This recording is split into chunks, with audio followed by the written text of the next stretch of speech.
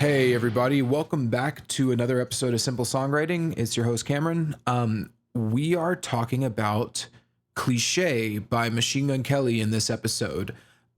This will probably be a little bit of a quicker episode. And it's funny, I really don't like Machine Gun Kelly. I think he's a pretty crappy artist, but I think that this was a song that is a good example of a few dynamics that I'd like to talk about. And we'll get into it. I think.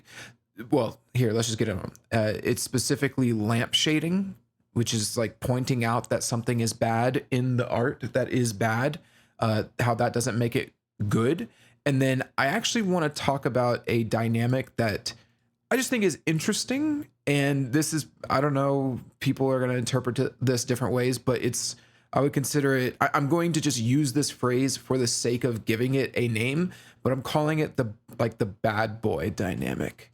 And I know that's real cringe fucking incel language, but just hear me out. We'll talk about it when we get further into the song, but it's a really interesting dynamic and I just want to discuss it. Okay.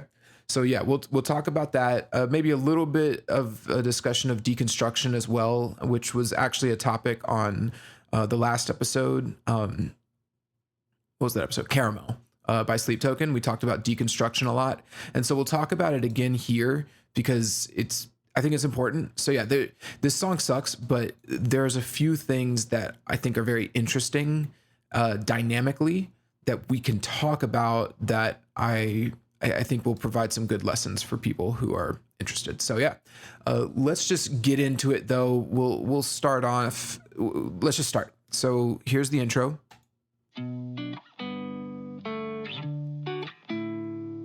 So yeah, it's a pretty generic guitar part. Tell me what you wait for. So yeah, very normal guitar part. Like it's, this song is called Cliché and it is just full of cliches, to be fair.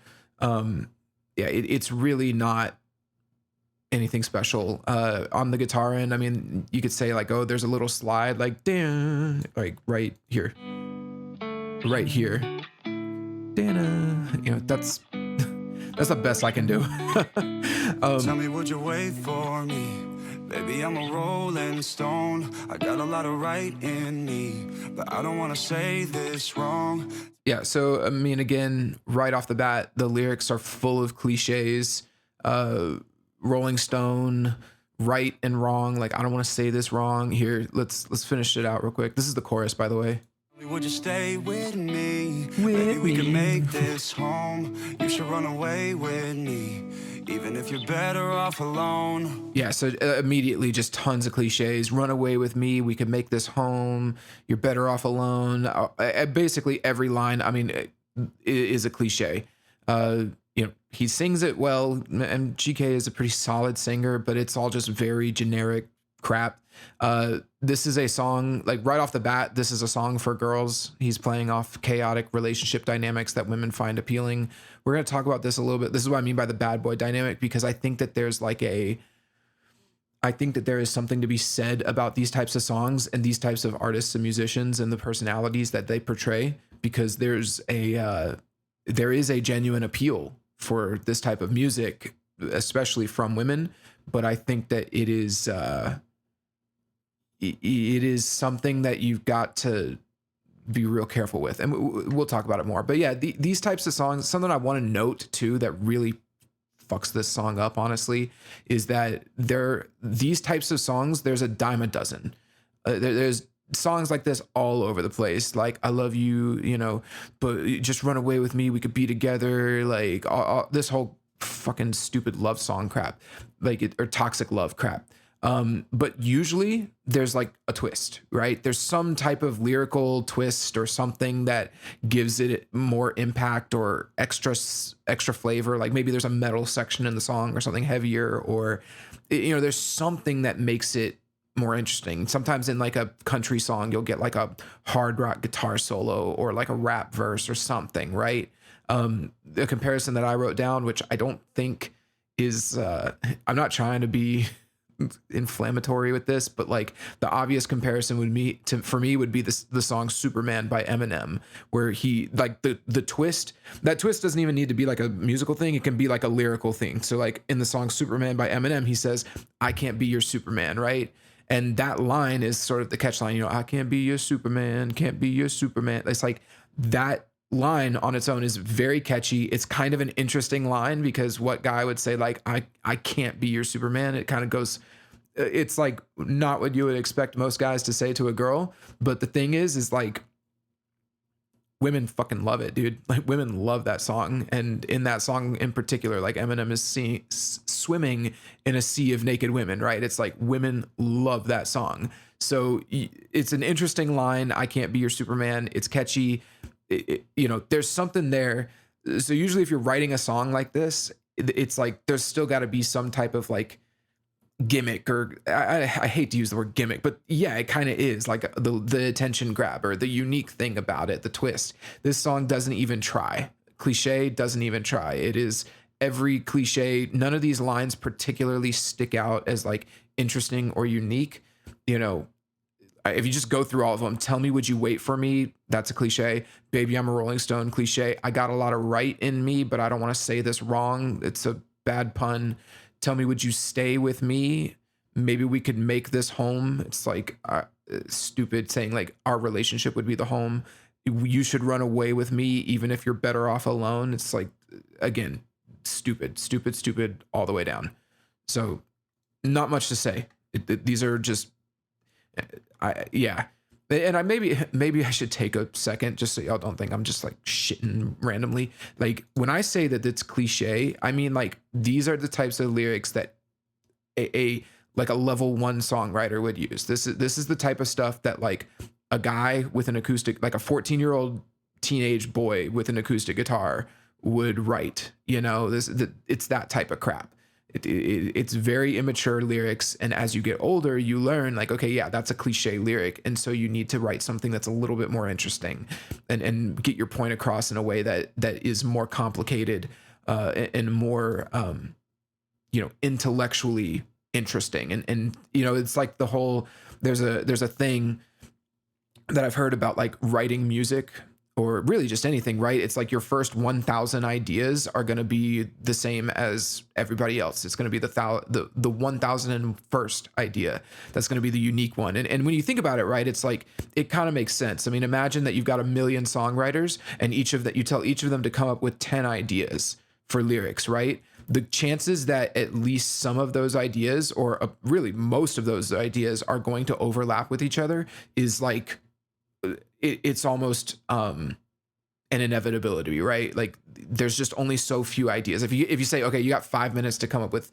10 song ideas, so many of those ideas will overlap with each other. But then if you say, okay, come up with 2,000 ideas, and then you look at what the last idea they each came up with, you're probably going to get wildly different ideas. I mean, as someone who might be more like scientifically inclined, his 2000th idea might have been about like thermonuclear dynamics, like a song about thermonuclear dynamics, versus someone who might be more like socially inclined or like medically inclined, might have a very specific song about a nurse who takes care of a patient who has trauma or something like that. There's so many, once you get past the initial, like, yeah, that's my first idea, that's the first thing I come up with, that's when you can start to get into more unique and probably interesting ideas for stuff.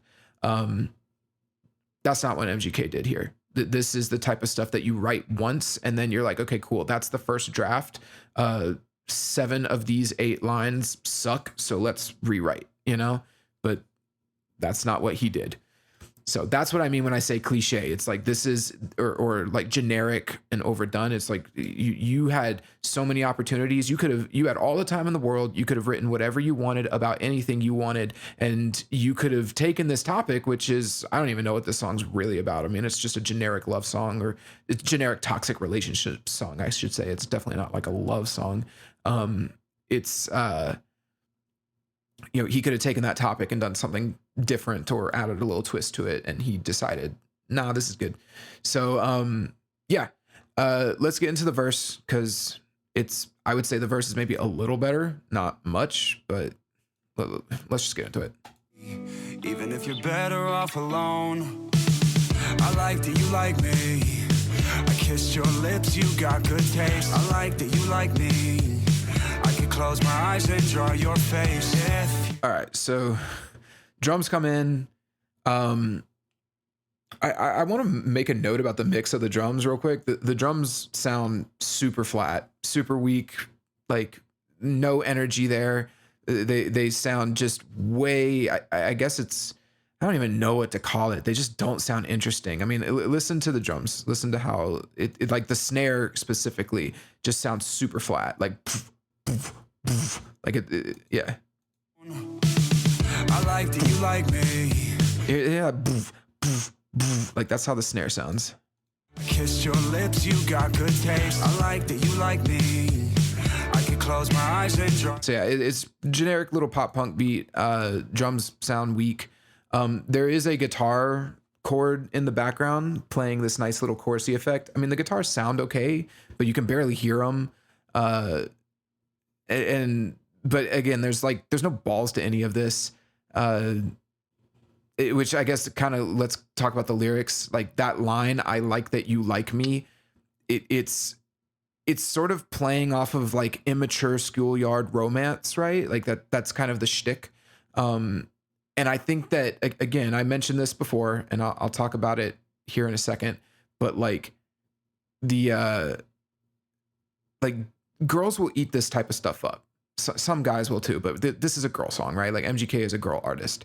Like there aren't a whole bunch of dudes that are like rocking out to MGK, right? So this type of stuff will get eaten up. Like people will love it if it's done right. Like I like that you like me, and like it playing on, again, that immature, almost nostalgic schoolyard romance thing where you just write love letters to each other in class, that whole thing. People will eat that up. But in this case, usually they'll eat it up from an artist like this if there's some type of like balls, or like, I hate to use the word, like masculinity, right? But there is no balls here in this song at all. The drum beat has no balls. The guitar part sounds, the drums are neutered first off, but the guitar is like fluttery and pretty. The progression itself isn't even really that interesting. It's a pretty normal like guitar chord progression. Just in case you didn't get the chance to hear it, listen to the guitars. It's like a very light, like bling, like bling, with a chorusy effect. I like that you like me. I kissed your lips, you got good taste. I like that you like me. You see what I mean? It's just kind of like, all right, just play the chord and move on. It's whatever.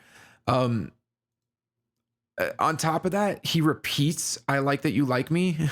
So he says, I like that you like me. I kissed your lips. You got good taste. I like that you like me.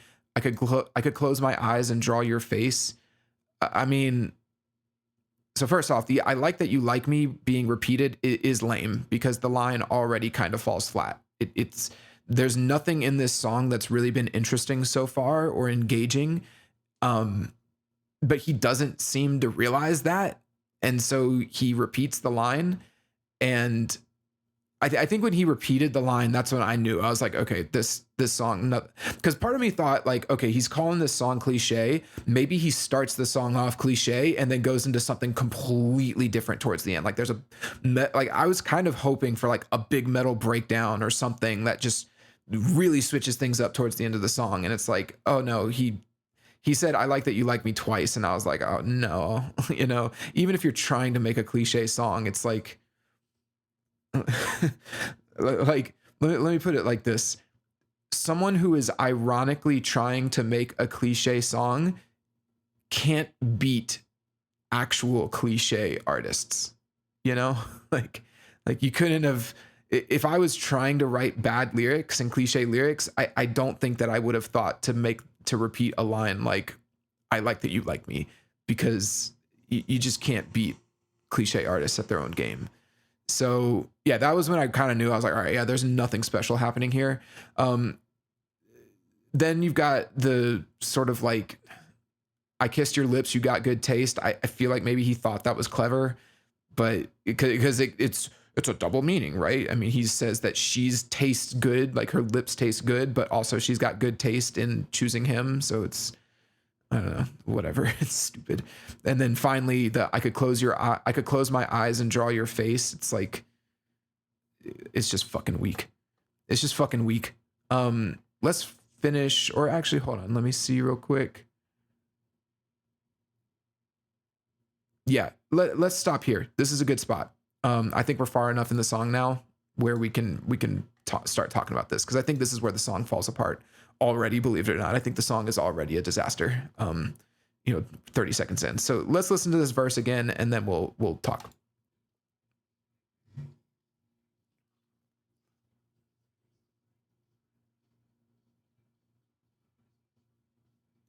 Yeah, so garbage. So with that said, let's talk about what I am calling, as stupid as it sounds, the bad boy dynamic.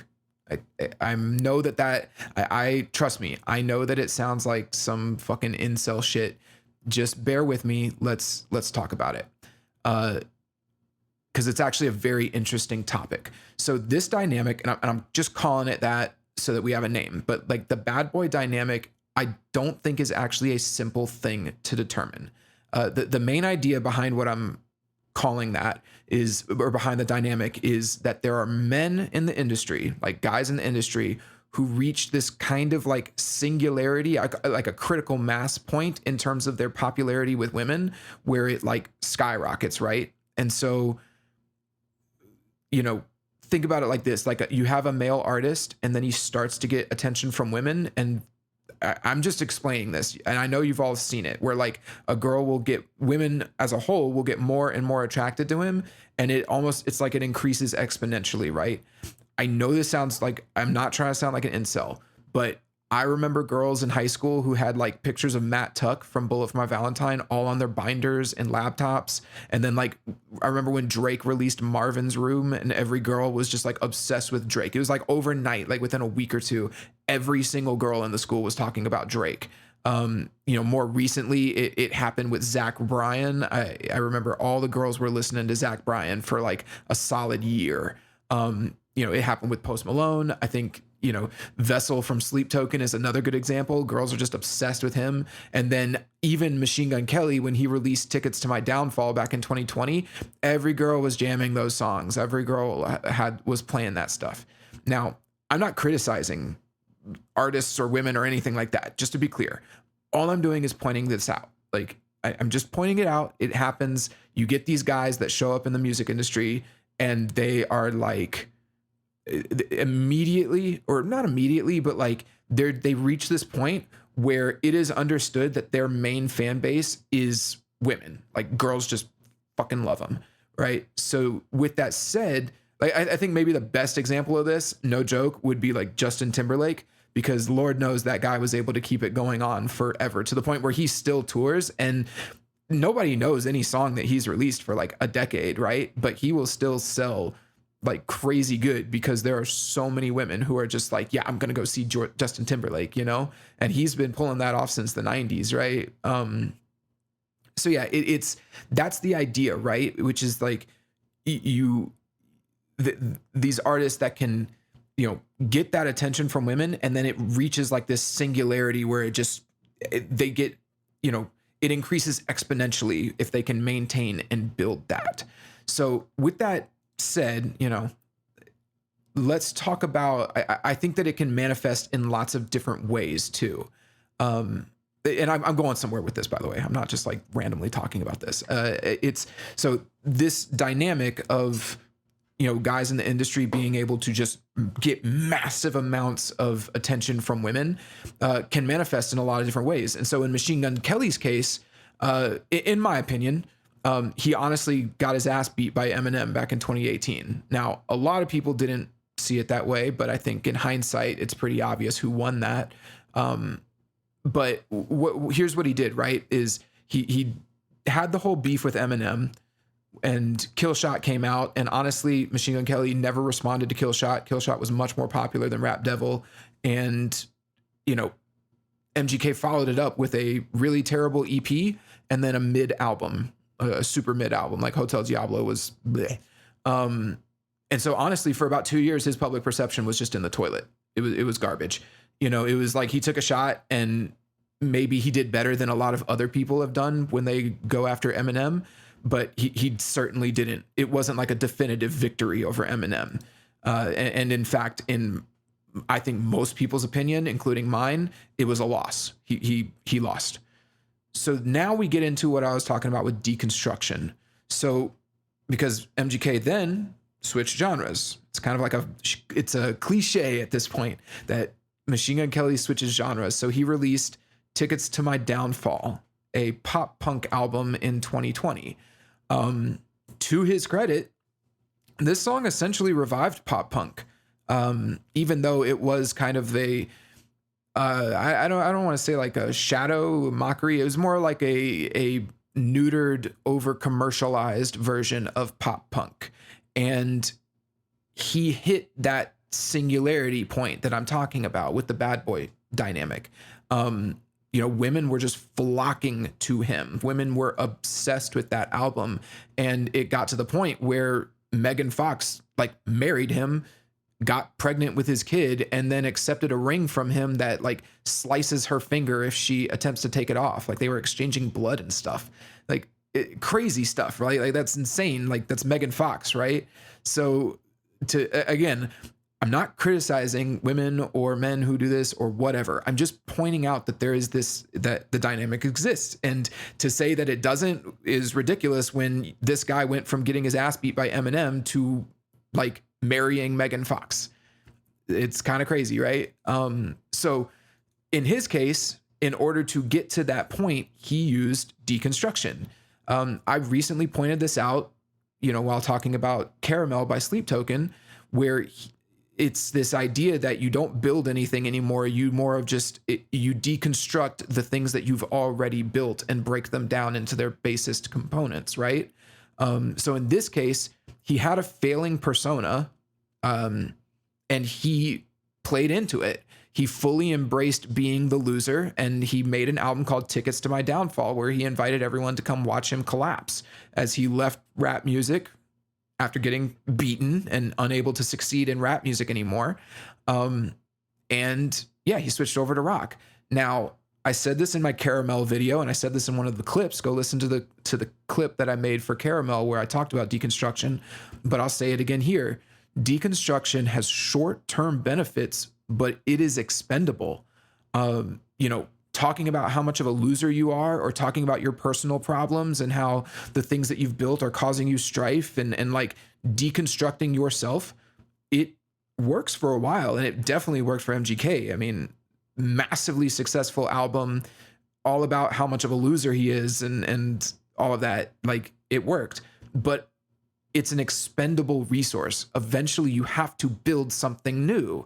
And I think at this point, it's very clear that Machine Gun Kelly has completely failed to do that. All he knows how to do at this point is milk his own downfall, essentially. He is milking the concept of deconstruction, and it's having less and less and less of an impact.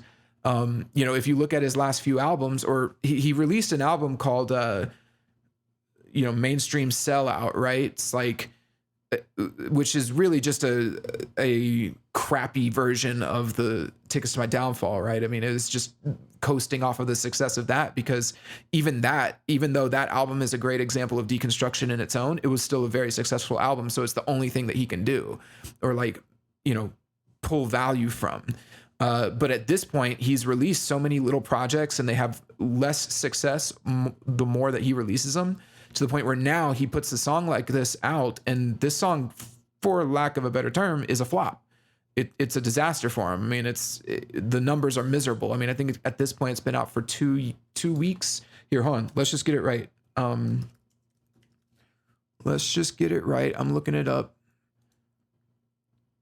So it's been out for 2 weeks, and it has 6 million views. It's like, for Machine Gun Kelly, that's weak. That's lame. Those are terrible, terrible numbers. So the song's a flop.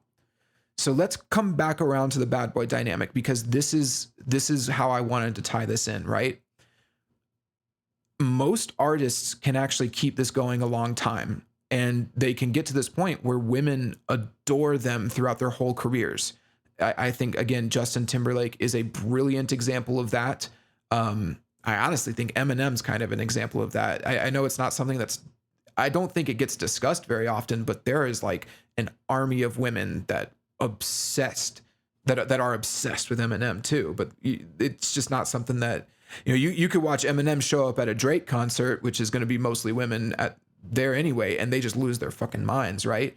Or whoever, Rihanna, Ed Sheeran. So it's, once you kind of reach that singularity point, you can definitely keep it going, right? But I will say this, I think there needs, as it goes on, I think that there has to be some type of like heightened social awareness required in order to maintain that. Specifically to maintain that like bad boy dynamic. You have to understand what you've become. You have to understand that that position that you have now. You can't be stupid about it, right? So that's where you have to be smart, basically. Like with anything, if any level of success, if you want to maintain it, you gotta be smart. So in this case, right, I think Machine Gun Kelly is starting to lose that, which is why this song is flopping. If you're going to play into having a female audience as a male artist, you have to keep evolving and growing while still doing those things that drew women to you to begin with, while maintaining that like I don't know what you call it, that position of, I don't want to say position of power, but like that's whatever it was that drew you in, because it's so different between artists, right? I mean, you could say for someone like Machine Gun Kelly, it was him being a loser, but it's like that doesn't really work forever because it's a deconstructive position. Whereas someone like Justin Timberlake, it was because he actually was a really, really good artist and he made catchy pop songs, right? He can only do that for so long, but as long as he doesn't like fuck it up and do some weird shit, like women will still be interested in him and show up to his shows, right? In this case, MGK has been using the same trick for 5 years and it just doesn't seem to be working. I don't think that girls are interested in this type of music and interested in him anymore, because so much of the stuff that he's put out is corny, cliche, and again, deconstructive to him and his image. So yeah, I think it fails. I'm trying to explain this properly, and I don't want to just gloss over what I was saying there about like how to maintain it. Like, it's definitely not a simple thing, and there's no one thing I can say about it, but it is very real that if you can get that female audience and know how to not play to it, but understand that your audience is very heavily made up of women, you can keep that going. And that's not a bad thing. It's really not, more power to the guys, right? And a lot of those guys have relationships or marriages of their own, but they just understand that a lot of their music and maybe their persona as a male artist resonated with women, and it was something that women found very appealing. That's why, again, I don't want it to be like incel bad boy. I'm just using the phrase to give it a name, right? And I think that's probably the name that like has the most application, right? Because a lot of the artists start off as like a bad boy and girls are like, ooh, so yeah, anyway, with that said, I do think that part of maintaining it is to continue to build and grow and develop. And that's the opposite of deconstruction, which is what MGK's done. And that's why it's not working anymore. So at this point, men aren't listening to this. I mean, you can go and look at the music video. It's like a bunch of dudes at a car wash, which is the opposite of what men would want. So the girls aren't interested, the men aren't interested. So it just fails with everyone. So the reason I bring all of this up, right? Because I mentioned sort of earlier on in this video that like some of these lines, a lot of these lines in this song actually normally would work. Like, you should run away with me even if you're better off alone. Even like I like that you like me, as shitty as that line is, if it's said by the right guy, the right male artist, it can work. If the right guy says it. At this point, Machine Gun Kelly is no longer the right guy. You could say that he had some balls back like 7 years ago when he took his shot at Eminem, and he's kind of been riding that wave ever since. He managed to get a little bit of success, heavily riding, the downfall of his public perception with Tickets to My Downfall. But at this point, it's all that well has dried up. it's no longer a thing. You know, he might attempt to switch genres again at some point. Everyone kind of is already saying, oh, he's going to go country. He's going to go country. But I think him going country would not work because it's predictable at this point. You know, he might as well go do jazz. That would be more interesting. Right. But yeah, I just don't see it working because even him switching genres at this point is cliche and played out. Like he needs to learn how to do one genre exceptionally well. But the problem is I don't think he's an exceptional musician, so he's not going to be able to do it. But yeah, in essence, if he wants to get back up on top, like the way he was 5 years ago, he needs to actually build something and move up and create and build. But if this song is any indication, I just don't think he's cut out for it. So I don't know. I guess we'll see. But I do think that, you know, last point on this, I brought up Sleep Token a lot, and I said that they've got to be very careful with deconstruction. And if they're willing to risk, or if they're willing to compromise their artistic integrity of like the world they built and the setting of Arcadia and all of that, if they're willing to compromise their integrity for a deconstructive topic like their personal feelings and their personal struggles with success and fame, they need to be very careful that they don't continue to milk that goat or milk that cow, because it will dry up. And if they don't continue to build build things out for themselves and move forward and build upward rather than look back and reflect downward, they're going to have a similar trajectory as MGK, where, you know, they might be the hottest, biggest thing right now, but that as quickly as they became successful, that success will go away if they don't have what it takes to maintain it. So yeah, that's where MGK is back. Essentially, final like point on this, he is no longer the bad boy. So lines like this don't work, which just makes this song kind of a not like, it means that he is not self-aware enough to realize it, which actually makes it worse. It's actually kind of cringe. Right? Like he doesn't even realize that these lines aren't working, but he's still using these lines. It's kind of like when you think about a toxic ex or an ex that you had that would say things to you and you would fall for him. And then you were like, oh, wait, that was, ugh. Like it does it, like the illusion is sort of broken and it just comes off as cringe and weird, right? It's like, ugh, it makes me feel weird that he said that to me or she said that to me, right? So he's not that guy anymore. You're not that guy anymore, pal. That's the meme. But yeah, anyway, I hope that makes sense. Like if you are a type of male artist, you can get away with a lot with the things that you say on songs in terms of like cliches and corny lyrics. But if you're not that guy, it really doesn't work. Comes off super bad. So there we go. That's my first big spiel on this song. I'm gonna drink some water real quick. Okay, I know that was a long tangent, but I think that it's worth providing a little bit of context early on why this song isn't working, because there's so many songs like it, and it's hard to think about like, well, why does this work and other songs, or why do other songs work? Even other songs by MGK work, but this one doesn't. And it's essentially, you know, his public image is not as popular as it was before. He's not as popular. He doesn't have that image, you know, that bad boy dynamic going for him. And there's no tangible, like, what's the word? Like a gripping point or anchor point for the song. There's no line that sticks out and that's like the attention grabber, right? All of the lines are cliche, which is not good. So, okay. With all that said, let's get into the second half of the first verse and let's just keep going. It looks like, hold on, Spotify got disconnected. Give me one moment. Keeps doing that. It's driving me nuts. Okay. Face if you take this chance, I'll give you oxygen to breathe me in, but I'll say sorry in advance. Yeah, so I'll say this. MGK's solid when it comes to harmonies and stuff. I've heard these before. I've heard him do vocal harmonies before, and they're actually pretty solid. Like they're pretty fun. Which is almost more annoying because then it's like, it's like, dude, we know you can do stuff. Like, come on, like, try just a little bit harder.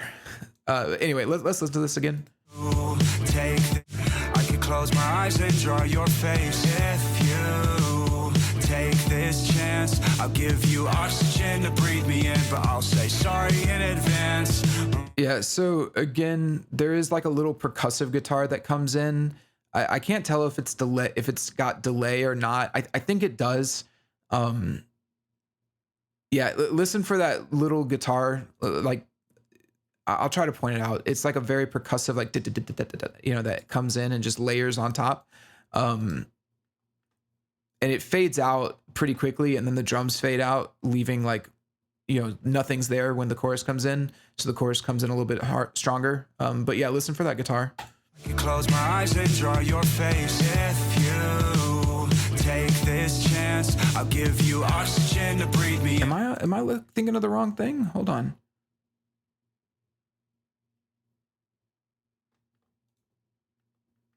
I'll say sorry in advance. My head's up. Sorry, I got the second half of the verse and the pre-chorus mixed up.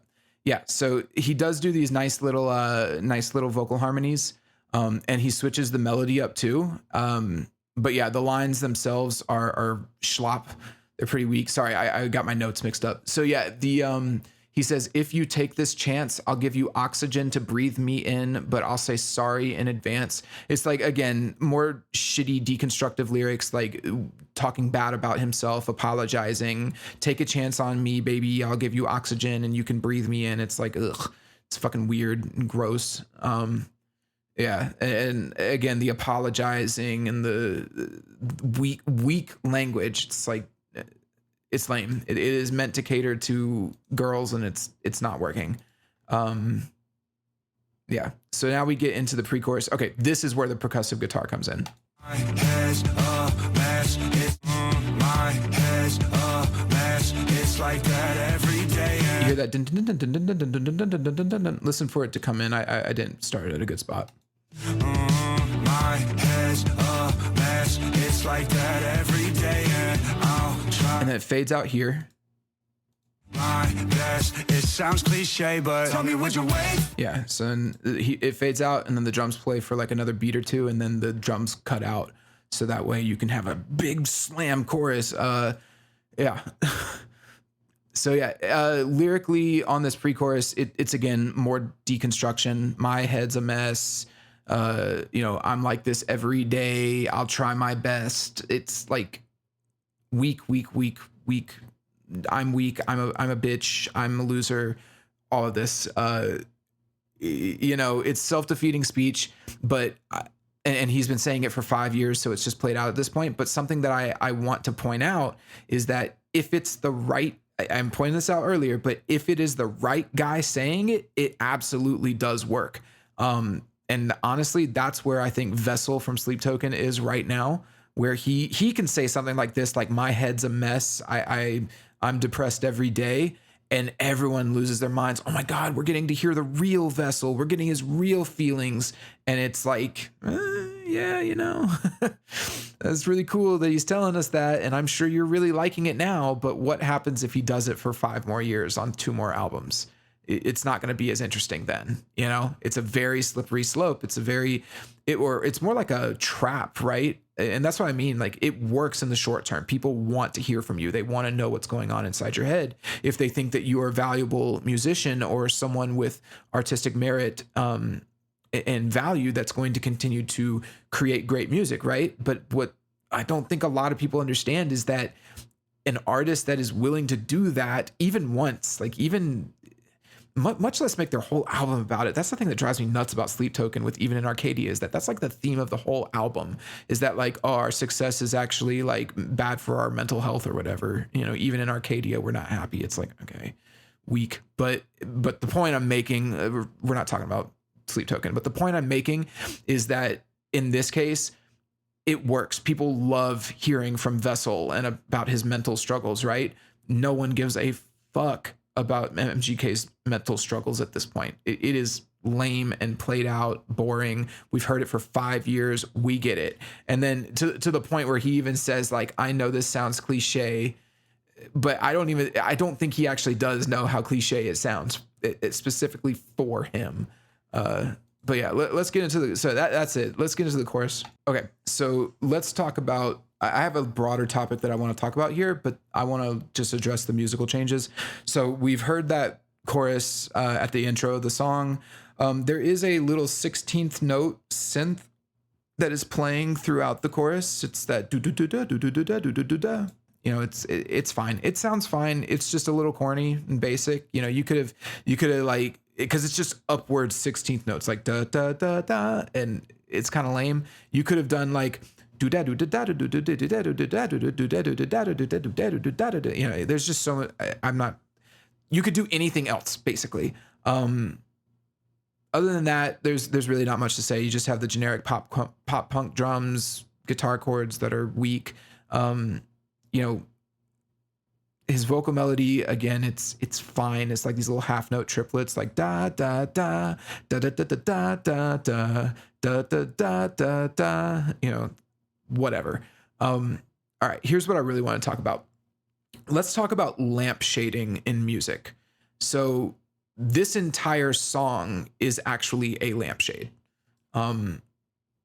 I know it's very common to point out lamp shading and like story and dialogue in a script, right? So it's like a horror movie. So an example would be like a horror movie that points out that the black guy always dies and then they kill the black guy, right? It's like, okay, well, you pointed out the cliche and then you fell right into it, or you did it.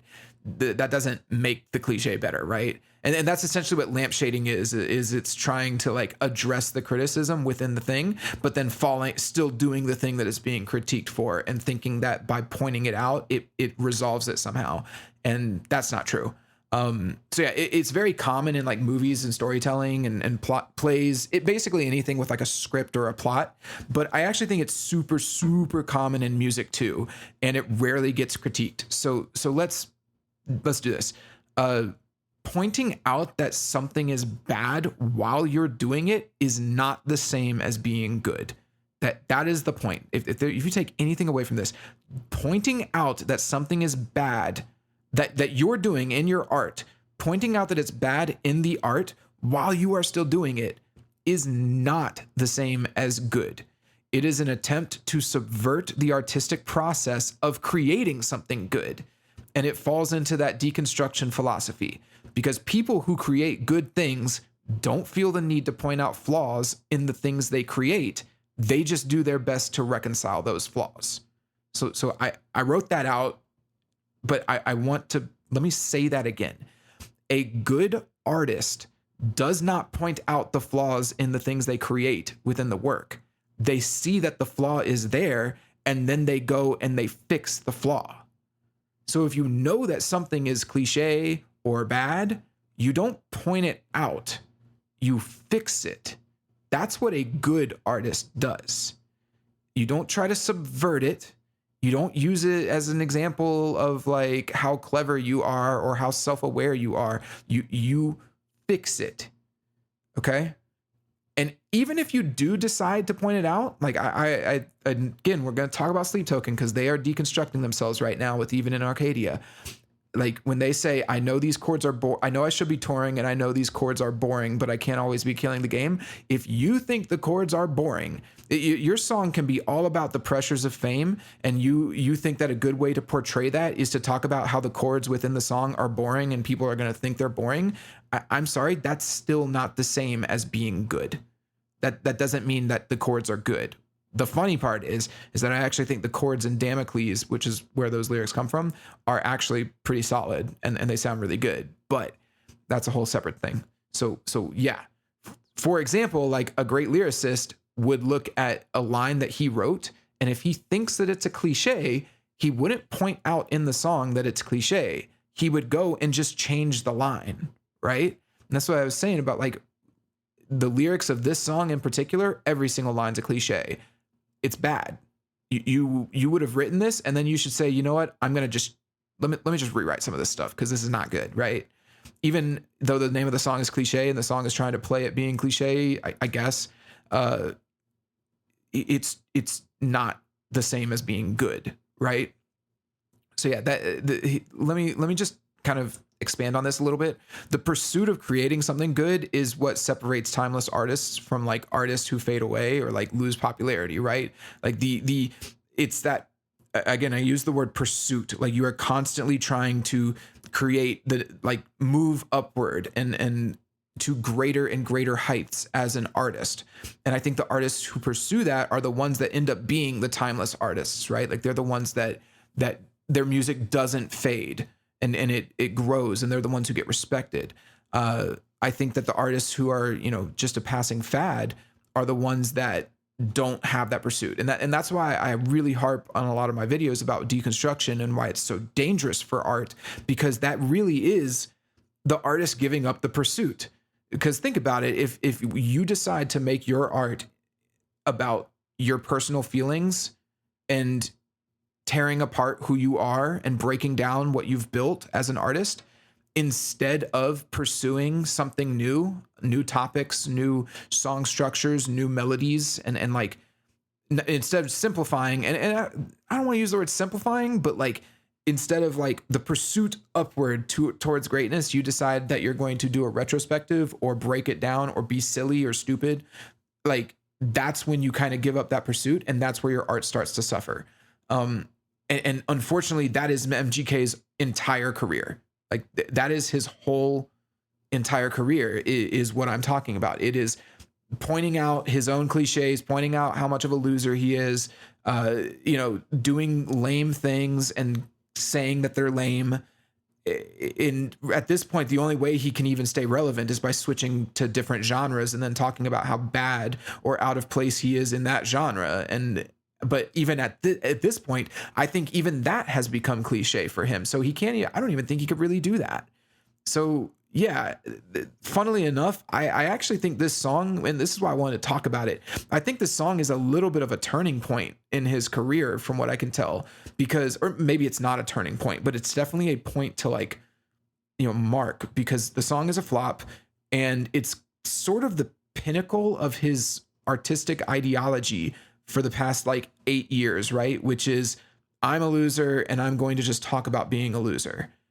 And that isn't working anymore, right? I mean, he, in his pursuit to point out cliches, he just made a cliche song and it's not good and no one likes it. And so you can't really deconstruct more than that, right? I mean, you can't, by literally creating a cliche song, calling it cliche, and then trying to say that, oh, it's self-aware. It's like, how much more can you deconstruct? And so at this point, this is why I do think it is going to be a turning point, because it's like, you have to create something new after this. You can't make Cliché Part 2 where you talk about how cliche the first Cliché was, I mean, well, maybe he can, I don't know. Challenge accepted, he probably would say. I mean, sorry, I need some water. But yeah, essentially, I was talking about lampshading, right? And this is all that this song is. It's a giant lampshade, which is part of that deconstruction philosophy, which it's not working. It's not the same as being good. And you can do it once or twice and people will forgive it, or they'll, think, ooh, that's funny. Ha ha ha. And then they'll play into it. But ultimately it doesn't benefit you as an artist. You have to create new things. You have to create good things. You have to use words in an artistic way. You have to create interesting guitar melodies and chord progressions, song structures, all of that. And you have to create and do cool things in order to get people's attention and respect. So that is the issue. But yeah, so he's got to create something new. But at this point, I don't even think he knows how to do that. So, all right, well, let's keep going. Let's continue the song. This won't take long. There's not much left. So we got verse 2. Ugh. All right. So, okay. So first off, I actually think the vocal melodies here are pretty solid. And I'll even give him a compliment. Like, he does change the melody completely on the second verse compared to the first verse. It's a whole new melody, and he does sound very natural and at home singing over this song. Like, he is a solid singer. I'll give him that.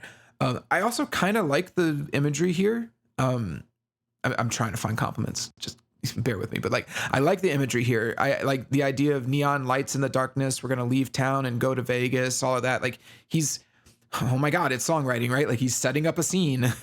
He's using words to create imagery. Crazy, right? But I do appreciate it. With that said, he does this thing where there's the two claps. Like, hey, you know, and it just sounds so stupid and out of place. Hold on, let's play that again. Right there. Clap, clap. It's like, that is so stupid. Who, like, I don't know. Who is this guy working with? Yeah, and then the line nostalgia, it's a weak rhyme. I don't think that nostalgia rhymes well with surrounds us. It's not really the same syllable. And then on top of that, like saying let's go to Vegas and create nostalgia, it's like a corny attempt to be deep. It's stupid. You know, nobody says that. No one in their life has ever said that before. Like, let's create some nostalgia, bro. It's like, no one does that. So yeah, let's get into the second half of verse 2. Yeah, garbage. That's honest to God, fucking garbage.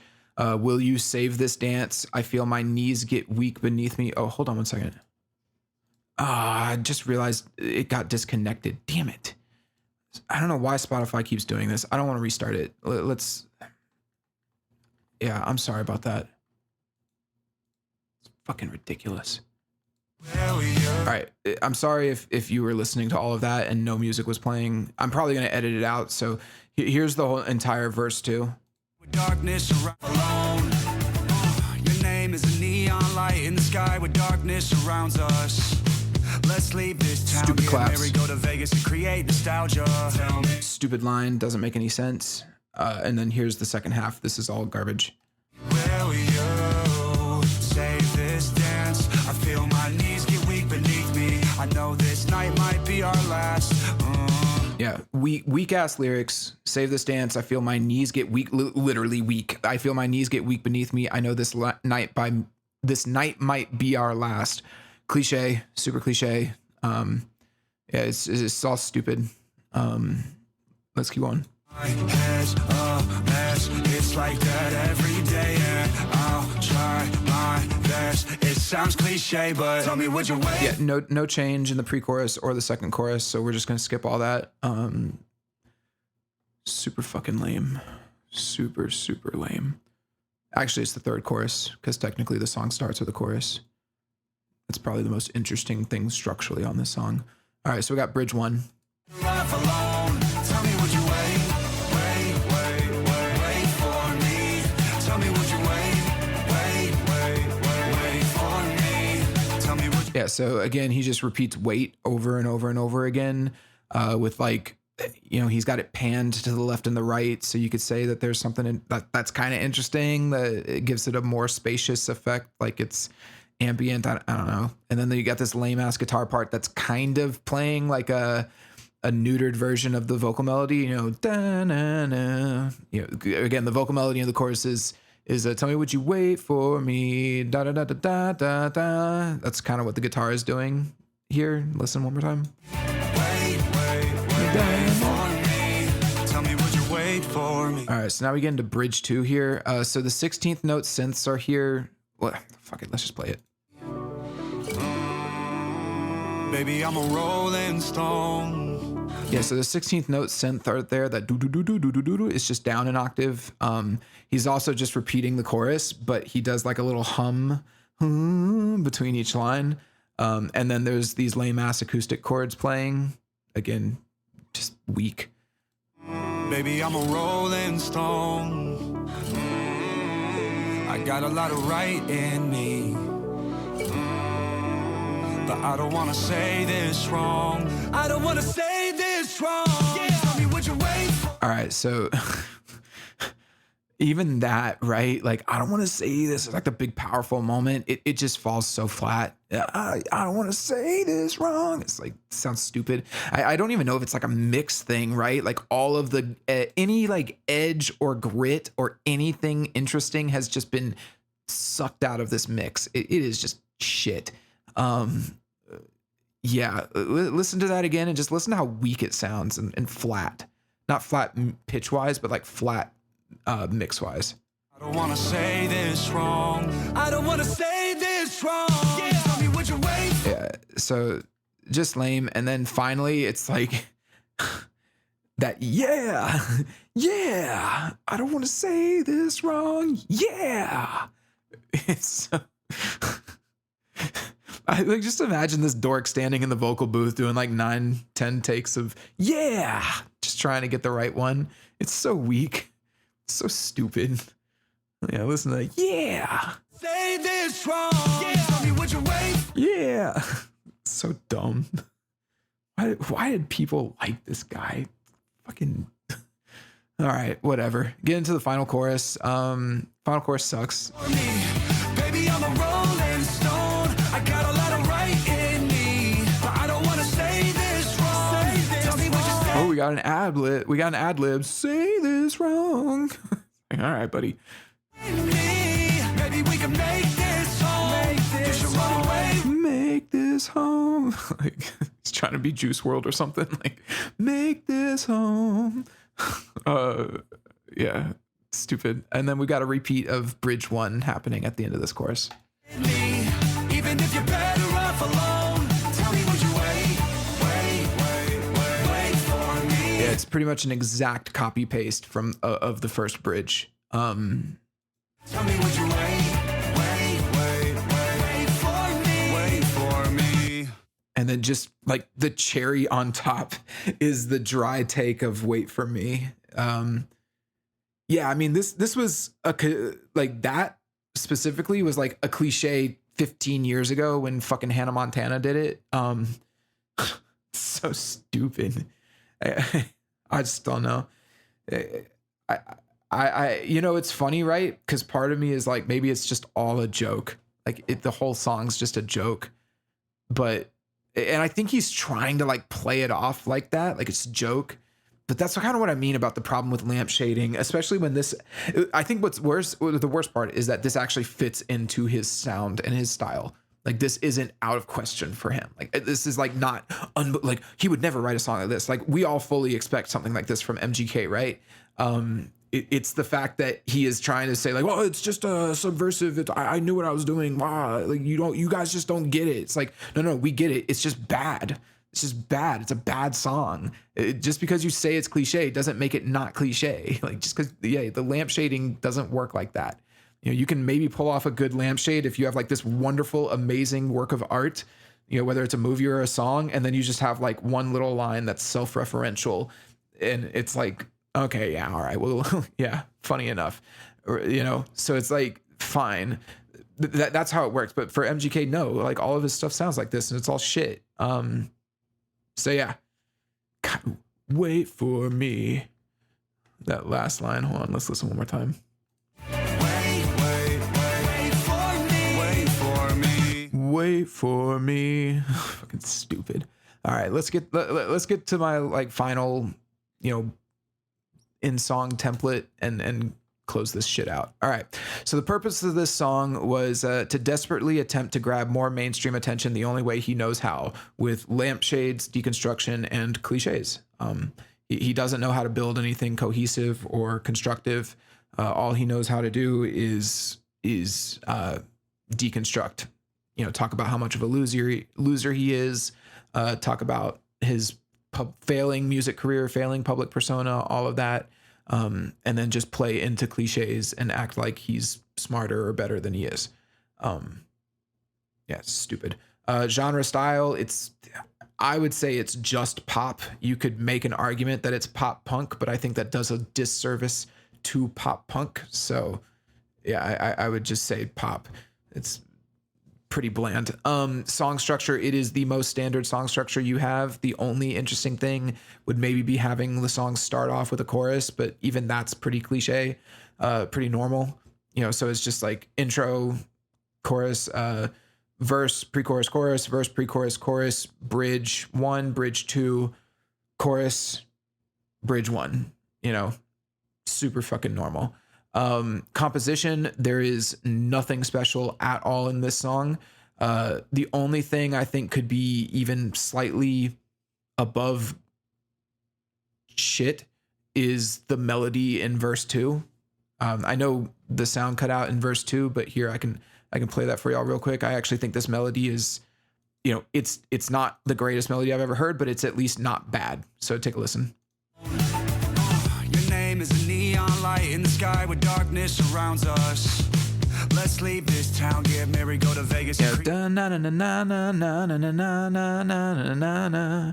Like that's kind of cool. I don't think I got those notes exactly right, but yeah, it's better than trash. So there we go. Mix wise, I think that the mix is flat.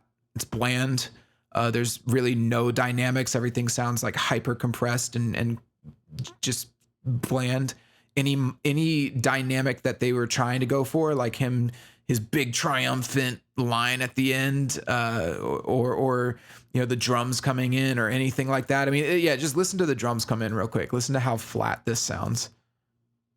Better off alone. I like that you like me. I kissed your lips. God, it just doesn't leave any sort of impact or anything.